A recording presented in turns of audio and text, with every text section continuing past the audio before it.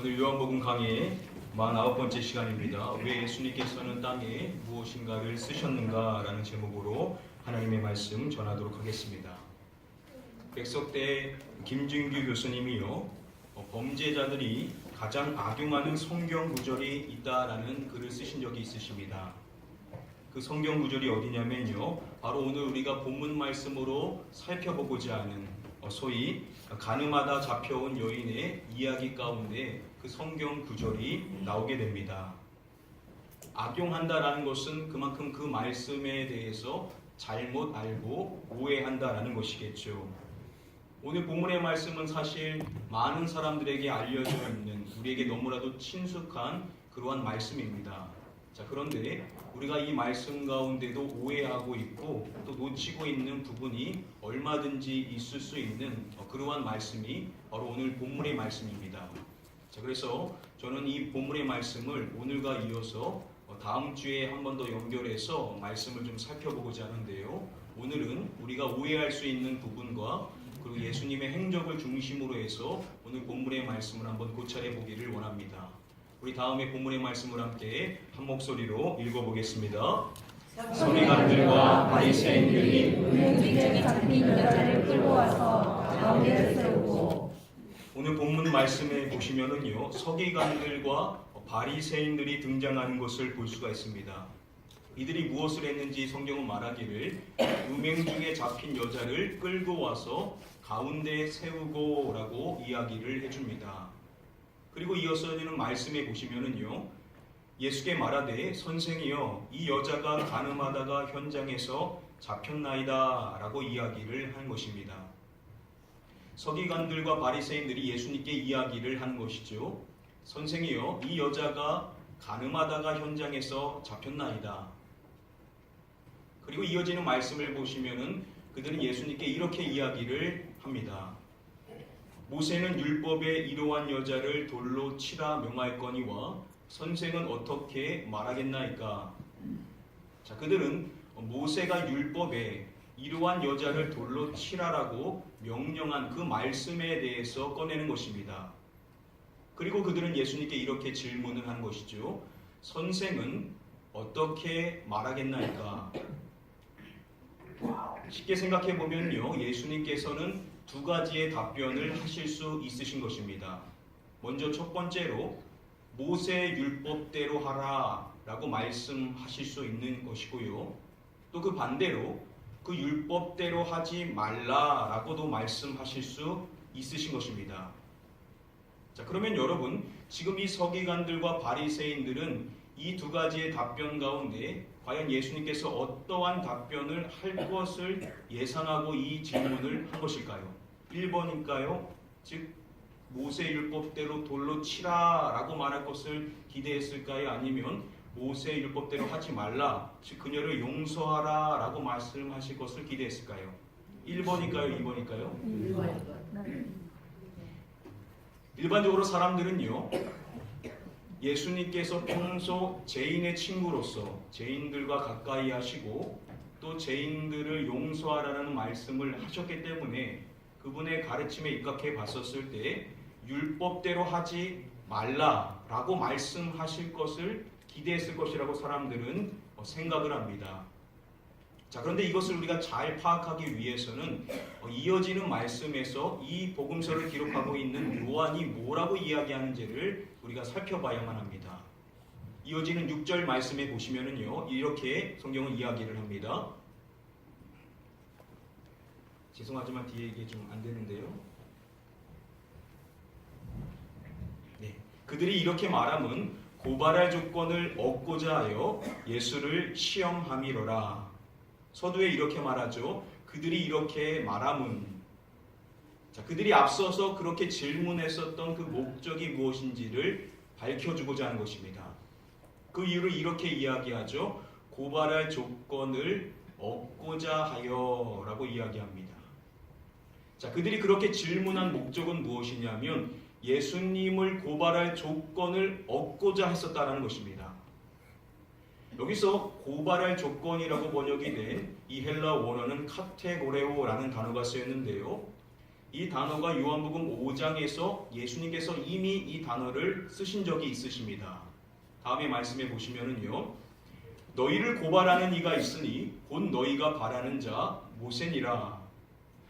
여기서 예수님께로부터 지칭받고 있는 너희라는 사람은 앞서 말씀을 보시면은 바로 성경을 연구하는 사람들이었습니다. 성경을 연구하는 것은 일반 백성들이 하는 일이 아니었죠. 이것은 종교 지도자들이 하는 일이었습니다. 자, 그런 점에서 봤었을 때 지금 예수님께서 말씀하시는 너희는 지금 예수님과 함께 서 있는 서기관들과 바리새인들과 동일하다라고도 볼 수가 있는 것입니다. 자, 그런 그들에게 예수님께서 이렇게 말씀하시는 것이죠. 너희를 고발하는 이가 있으니 너희가 바라는 자 모세니라 라고 말씀을 하십니다. 자, 예수님께서는 너희를 고발하는 이가 있다. 그런데 그 사람이 누군지 아느냐? 바로 너희가 바라는 바로 그 모세다 라고 이야기를 하시는 것입니다. 여기서 이 고발하다 라고 이 번역이 된 이 단어가 바로 앞서서 그들이 예수님을 고발할 조건을 찾고자 했었을 때 쓰였던 동일한 카테고레오라는 단어입니다. 예수님께서는 그러한 고발을 모세가 너희에게 한다라고 지적을 하시고 계신 것이죠. 그리고 예수님께서는 또 그들에게 이러한 말씀도 하셨습니다. 모세가 너희에게 율법을 주지 아니하였느냐?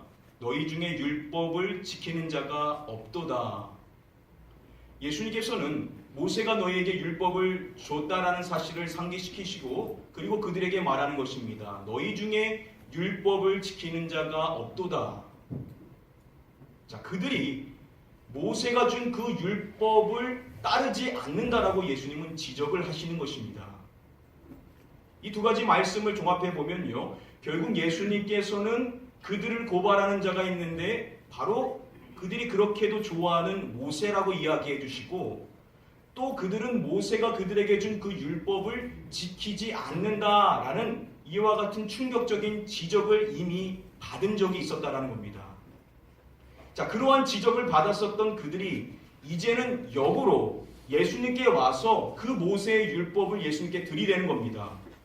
그러면서 질문하는 거죠. 이 율법대로 따르겠습니까? 따르지 않겠습니까? 라고 질문을 하고 있다는 겁니다.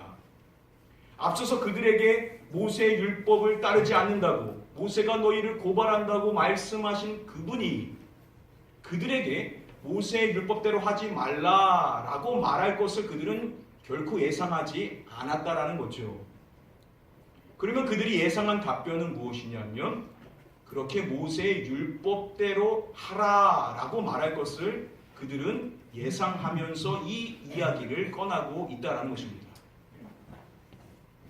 여러분, 이렇게 만일 예수님께서 그들의 기대대로 그들의 바람대로 모세의 율법대로 하라라고 예수님께서 말씀하시면 무엇이 문제가 되는 것입니까?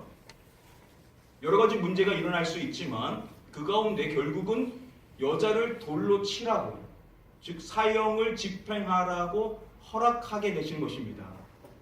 이것이 왜 문제가 되냐면요. 나중 요한복음 18장의 말씀에 가서 보시면은 유대인들이 로마의 총독인 빌라도한테 이러한 이야기를 합니다. 유대인들이 이르되 우리에게는 사람을 죽이는 권한이 없나이다 하니. 자, 유대인들이 빌라도에게 이렇게 말하는 것입니다. 우리에게는 사람을 죽이는 권한이 없나이다.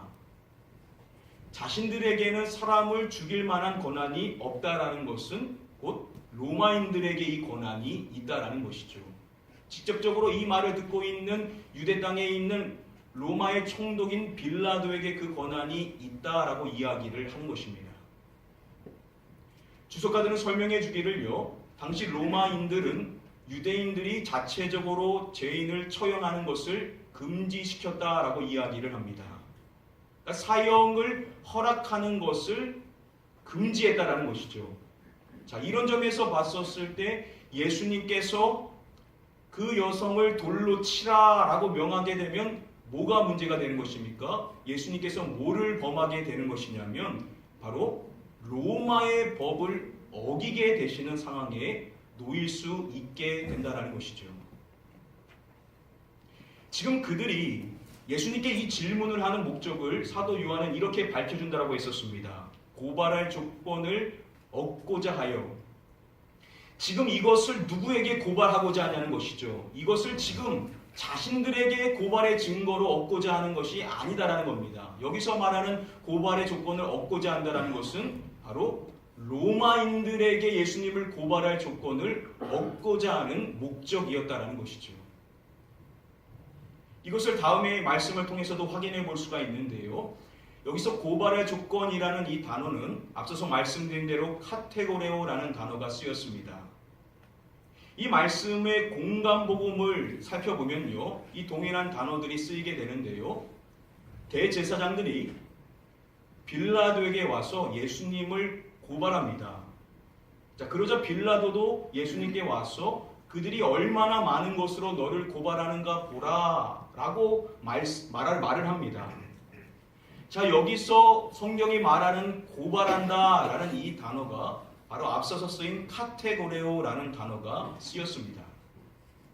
지금 이들은 빌라도에게 예수님을 고발하고 있는 것이죠.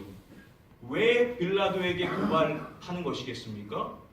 자신들에게는 무엇이 없냐면 사람을 죽일 권한이 그들에게는 없는 것입니다. 이 권한은 누구에게 있냐면 로마인, 직접적으로 말하면 바로 이 빌라도에게 이 권한이 있다라는 것이죠. 즉 그들이 기대하는 상황은 무엇이겠습니까? 지금 로마서 요한복음의 말씀을 지금까지 살펴본 말씀 가운데 5장부터 쭉 이야기하기를 지금 이 유대인들은 예수님을 죽이고자 하는 목적을 갖고 있었다라는 것을 반복하여 밝혀주고 있었습니다. 그들은 어떻게든 예수님을 죽이고자 하는 것이죠. 그런데 아무리 자신들이 잡아도 예수님을 죽일 권한은 그들에게는 없는 것입니다. 그래서 그들이 생각한 방법이 무엇이겠습니까? 고발할 조건을 얻고자 하는 목적으로 지금 이 여인을, 가늠하다가 현장에서 잡힌 그 여인을 예수님께 데리고 오면서 모세 율법대로 하겠습니까? 안 하시겠습니까? 라고 질문을 하고 있다는 것이죠. 즉 그때 예수님께서 하실 답변은 무엇이었냐면 그들이 기대대로 모세 율법대로 하라라고 말할 것으로 그들은 당연히 기대하고 있었다는 겁니다. 이렇게 되면 결국은 문제는 예수님께서는 로마 총독의 독점적인 권한인 사형 선고의 권한을 침해하게 되는 상황에 놓이게 될 수가 있다는 것이죠. 그렇게 됐을 때 예수님께서 결국 죽음의 위협에도 놓이게 될 것임을 그들은 기대하면서 지금 예수님 앞에 그 여인을 데리고 왔었다는 겁니다. 자, 이러한 배경 지식을 가지시고 함께 계속해서 말씀을 살펴보도록 하겠습니다. 우리 다음에 본문의 말씀을 함께 한 목소리로 읽어보도록 하겠습니다. 그들이 이렇게 말하면 고발할 조건을 얻고자 하여 예수를 시험하리라. 예수께서 몸을 부사 젓가락으로 땅을 쓰시니.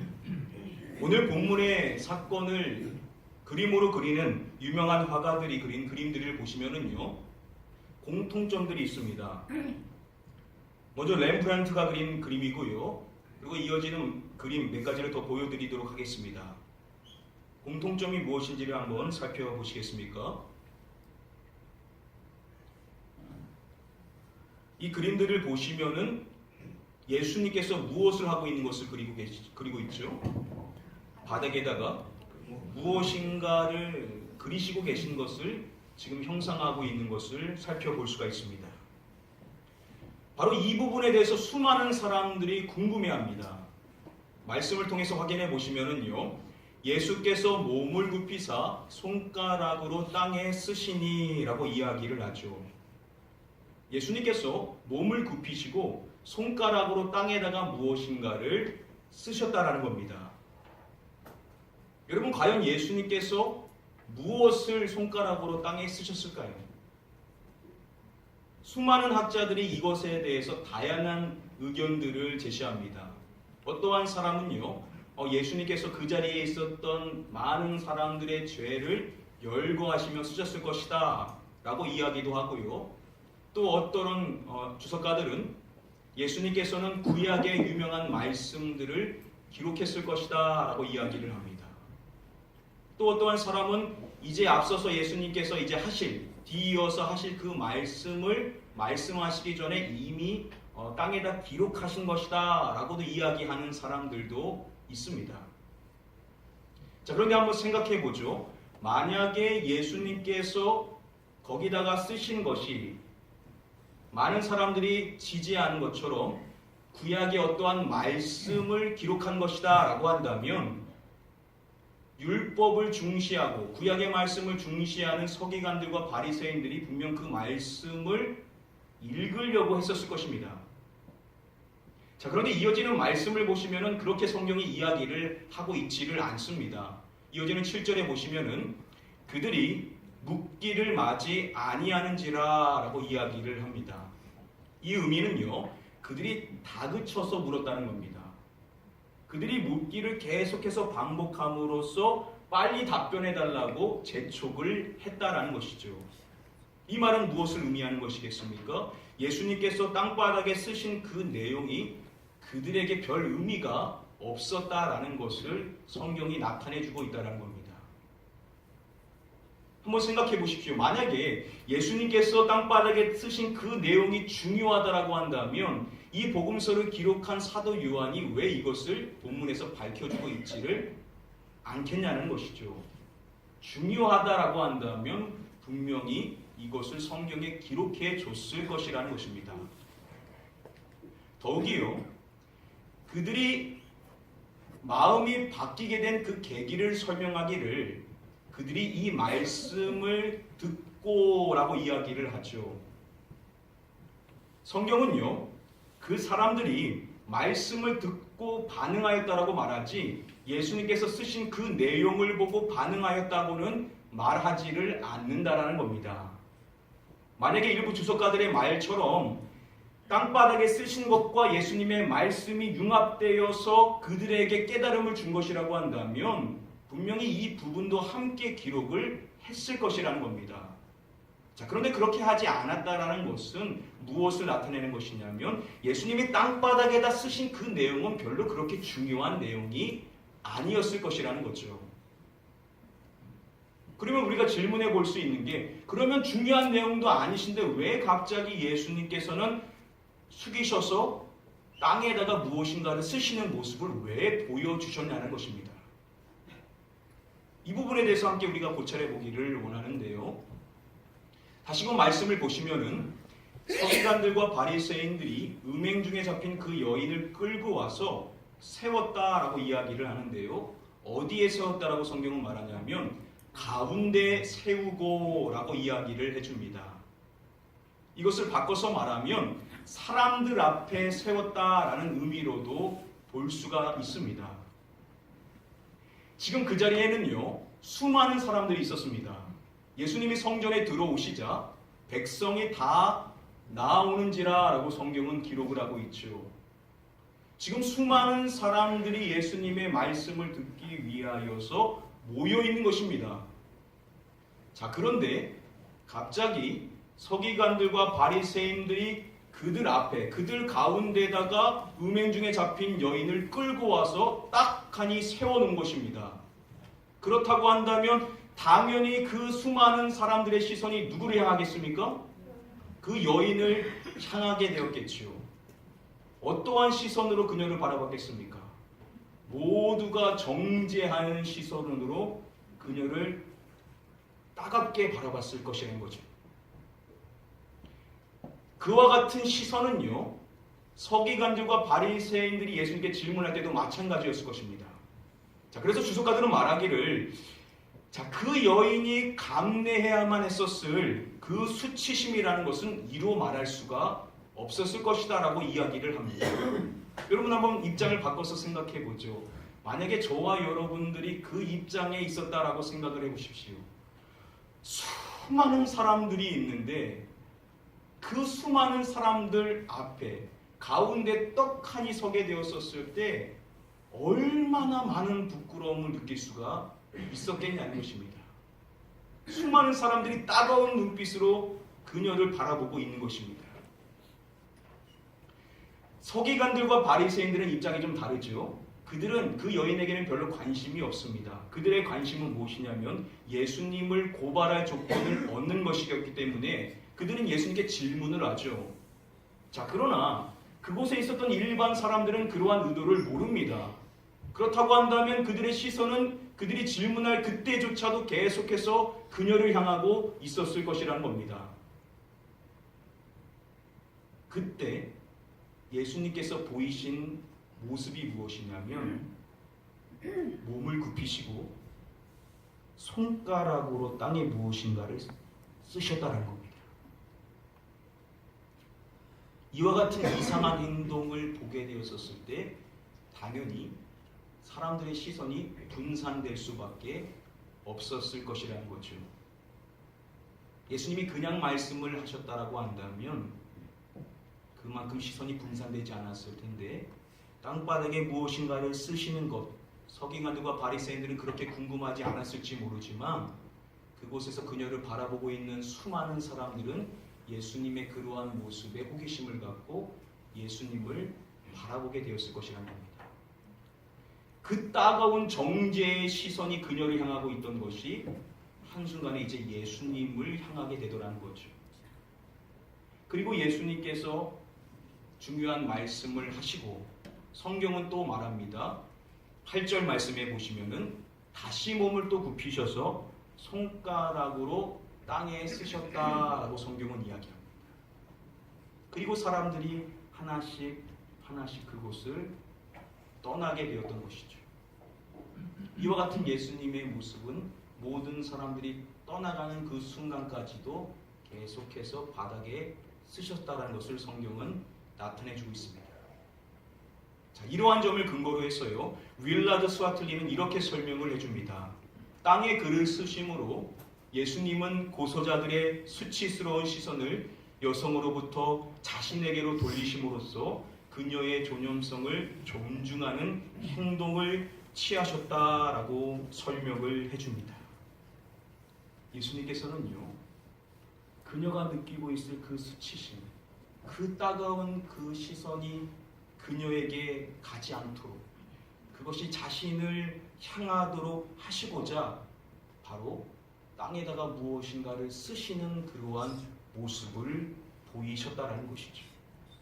예수님께서 얼마만큼 그녀를 존중해 주시고 그녀를 배려해 주셨는지를 알 수가 있는 대목인 것입니다.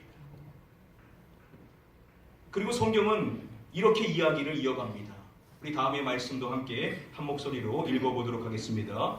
그들이 이 말씀을 듣고 양심의 가책을 느껴 어른으로 시작하여 젊은이까지 하나씩 나가고 오직 예수와 그 가운데 서는 여자만 남았더라.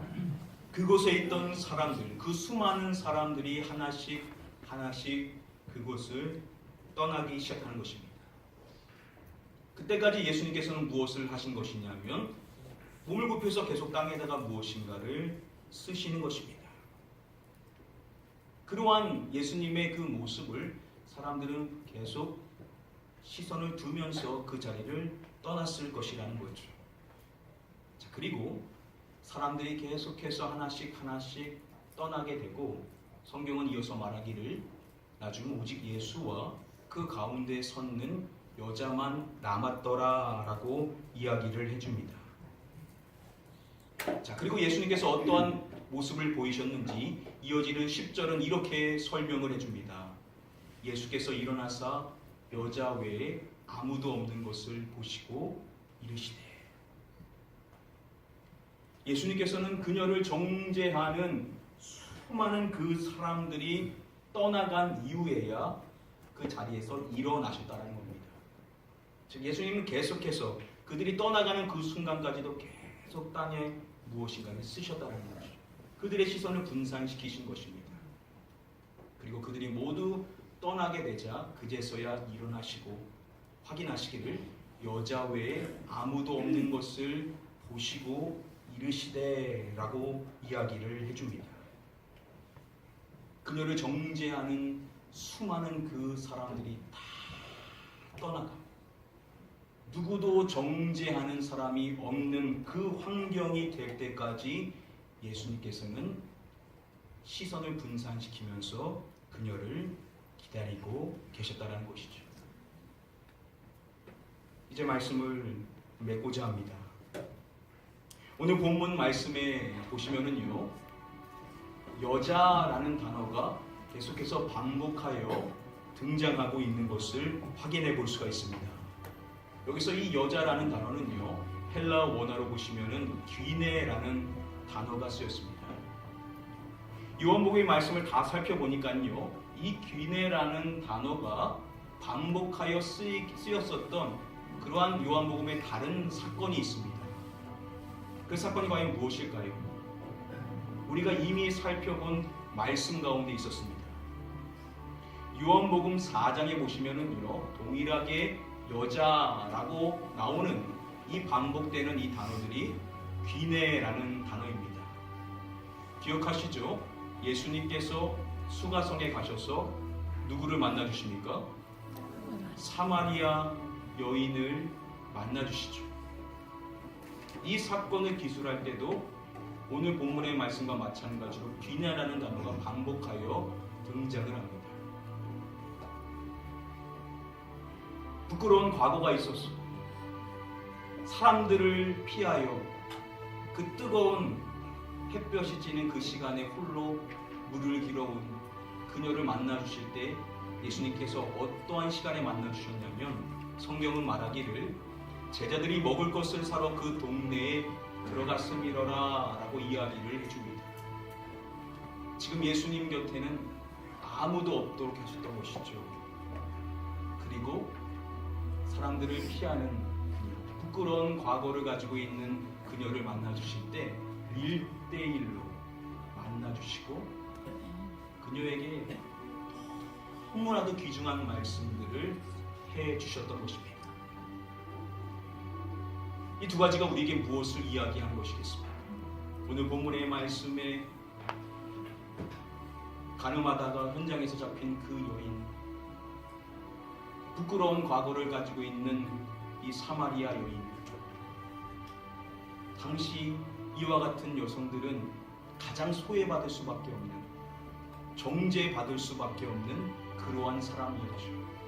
그런데 예수님께서는 그러한 사람을 존중해 주시고 아주 섬세하게 배려해 주시는 사랑이 충만하신, 너무나 따뜻하신 주님이심을 우리에게 말씀해 주시는 줄 믿습니다. 아멘. 저와 여러분들이 믿는 예수님이 바로 이와 같은 분이시라는 것입니다. 아멘.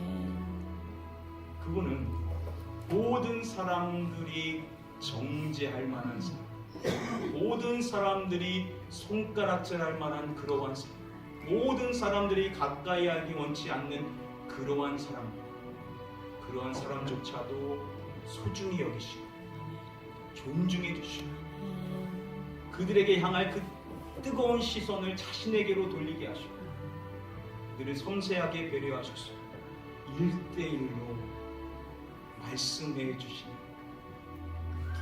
너무나 좋으신 주님이라고 저와 여러분들에게 말씀해 주시는 것입니다. 아멘. 그분이 바로 저와 여러분들의 주님이시기 때문에 우리는 그분의 그 사랑만으로도 늘 감격하며 살아갈 수 있는 줄 믿습니다. 아멘. 우리가 이 주님으로 충만해지면 다른 것이 필요가 없죠. 그냥 이 은혜 하나만으로 늘 감사한 것이고 늘 감격스러운 것입니다. 그래서 예전에는 사람들과의 관계가 참 힘들었었는데 내가 그 사람으로 채워지면요, 다른 사람들이 그냥 긍휼히 여겨질 수밖에 없습니다.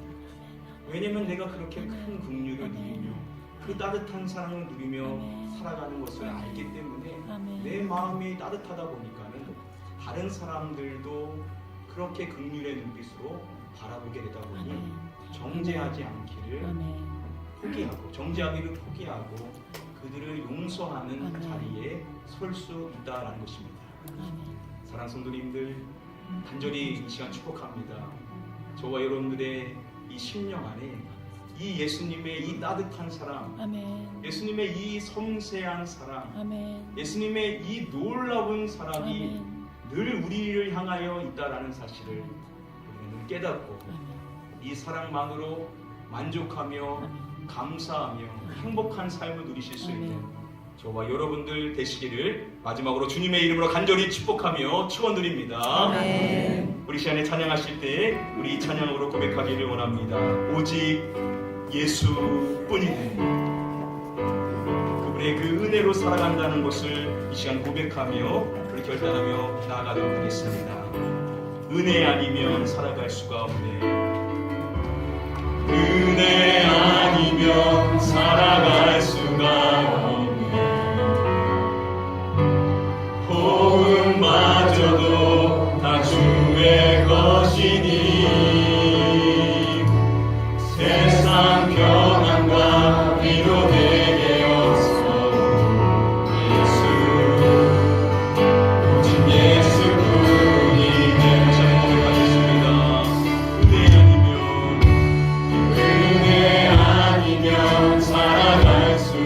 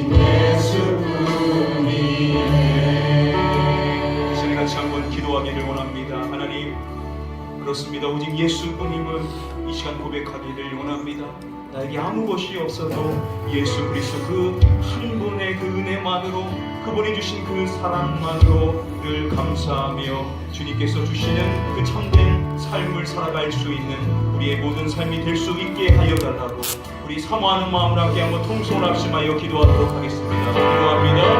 아버지 하나님, 이 시간 우리를 향한 주님의 그 따뜻한 사랑을, 우리를 향한 주님의 그 놀라운 위로를, 우리를 향한 주님의 그 섬세한 사랑을 우리가 다시 기억하게 되옵나이다. 그 사랑이 우리를 향하고 있음을 믿사오나니 그 사랑만으로 늘 감사하는 삶, 그 사랑만으로 늘 하나님께서 주시는 참된 은혜의 삶을 누리며 살아갈 수 있는 자가 되기를 원합니다. 우리 하나님의 모든 성도님들 모두는 이 사랑에 감동된 삶을 살게 하여 주시옵시고, 이 사랑이 늘 나에게 향하고 있다는 것을 알게 해주시옵시고, 이 첫사랑을 잃지 않고 이 사랑을 늘 감격하며 살아가는 자가 말됨으로 말미암아 예수 그리스도 그 한 분만으로 만족하며 감사한 삶을 살아갈 수 있는 모든 은혜 베푸는 성도님들의 삶이 될 수 있도록 인도하여 주시옵소서.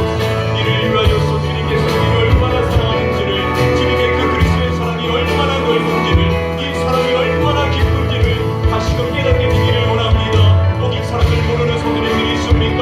하나님, 주님의 그 사랑이 모든 성도님들의 삶 가운데 임하고 있음을, 나에게 임하고 있음을 깨닫게 하여 주시옵시고, 그 사랑에 반응하는 자들에게 내고 말미암아 그 마음의 상처가 치유되게 하시고, 그 마음의 심령이 회복되어지므로 말미암아 주님 앞에 감사하는 삶, 주님 앞에 늘 그 은혜를 고백할 수 있는 하나님의 은혜로운 삶이 될 수 있도록 주님께서 그 사랑을 깨닫게 하여 주시옵소서.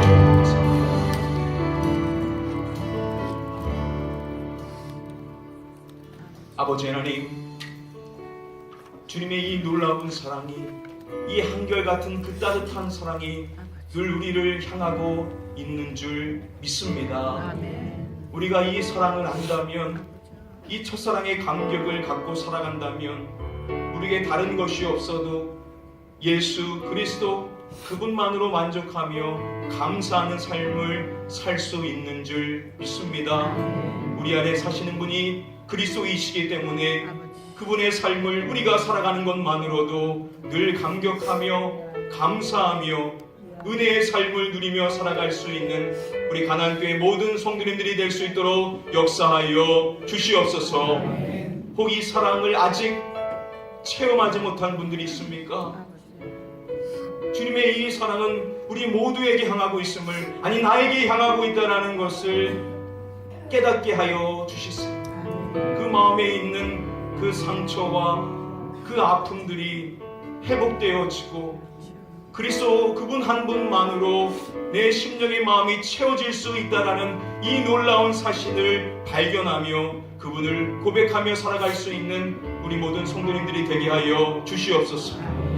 그 사랑을 이미 알고 있는 우리 모든 성도님들은 있다라고 한다면 하나님, 그 사랑이 얼마나 깊은지, 그 사랑이 얼마나 넓은지, 주님의 그 깊으신 사랑을 다시금 깨달음으로 말미암아 그 사랑 하나 때문에 모든 사람들을 사랑으로 바라보고 모든 사람들을 용서할 수 있는 주님이 찾으시는 은혜 있는 성도의 삶이 될 수 있도록 하나님 은혜를 베풀어 주시옵소서. 그래서 우리 가나안 교회는 은혜의 공동체가 됨으로 말미암아 어떠한 사람이 들어오든지 간에 정죄의 시선이 아닌 따뜻한 사랑의 시선으로 품어줄 수 있는 사랑이 넘치는 은혜의 공동체가 되게 될 줄 믿습니다. 믿고 감사드리오며 이 모든 말씀 우리의 구원자 되시는 예수 그리스도의 이름으로 기도드립니다. 아멘.